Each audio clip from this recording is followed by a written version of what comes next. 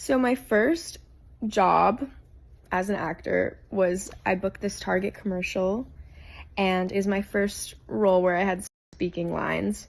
So I remember I had like practiced so much, I like knew my lines down to a T, and then I get on set and I don't know why it didn't occur to me that I would have like all my scenes with Bullseye the Target dog, and I was like terribly afraid of dogs, and I literally had to like give Bullseye like treats. He had to take it out of my hand. We had to do this one scene where he's like this close to me and I like say a little line and then he looks at me and barks, and we had to do that I think like 100 times because the director kept being like, Kylie, you can't jump every time that Bullseye barks. I would literally go like, I would jolt because I was so scared and he was so close to me and his bark was so loud.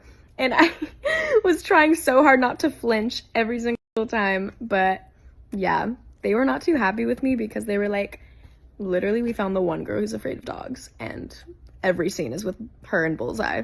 So, you know, I had to overcome that. But it turned out great and made for a good story.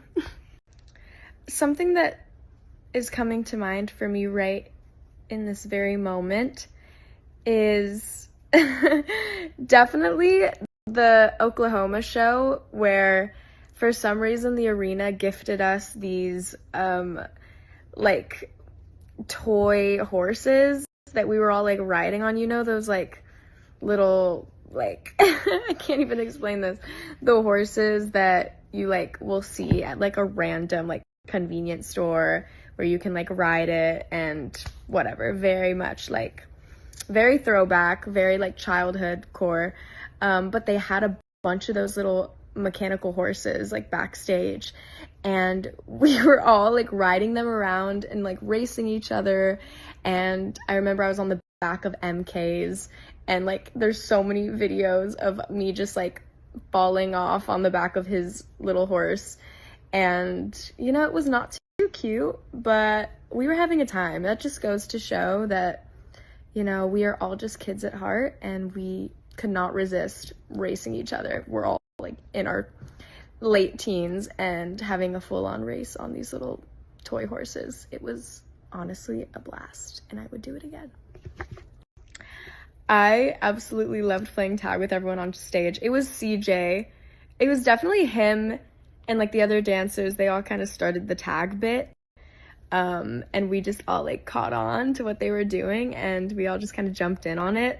And it was so fun. I feel like it helped us kind of stay present because it's so easy to kind of just like go through the motions, especially when it's like the same choreography, the same songs, like the same thing every night. So it kind of kept it fresh and we had to like stay on our toes.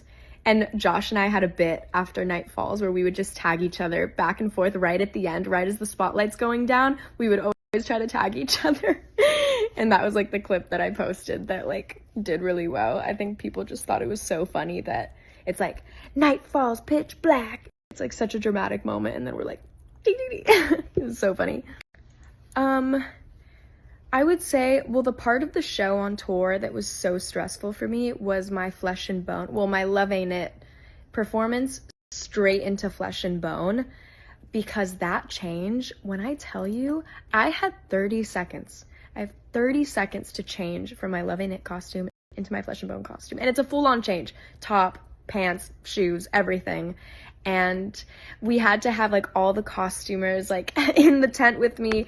They would all know to come to the tent at this exact part in the show because I like needed all hands on deck to like someone helping me take my jacket off, someone helping me take my pants off, someone helping me with my shoes. And we had rigged every part of the outfit so that it was like so easy to slip on. Like my belt became Velcro and it was like Velcro on the jacket instead of the zip so that it could save time. Like everything was so calculated so that I was able to make it for Flesh and Bone. But I remember our first show in San Diego, I didn't make it and I was devastated. I came out late. You just like see me coming out from where the Z was and I was like, hey y'all. At least I made it out for my verse, but that was a struggle.